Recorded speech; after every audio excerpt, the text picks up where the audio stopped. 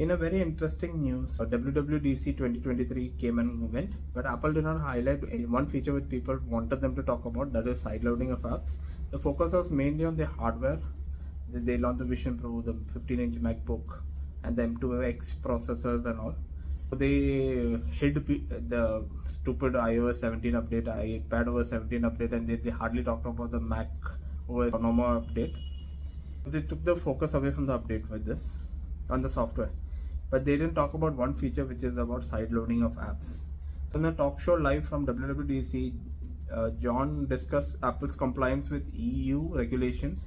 Federighi was reluctant to talk on this subject, but he said Apple will try to do the right thing for the customers and they will work with the EU on the matter.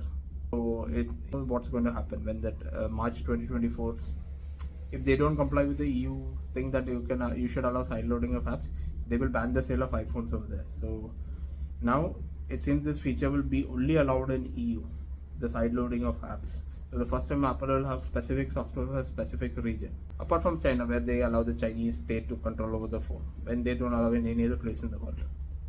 But it's very weird. Apple is just after profits, nothing else.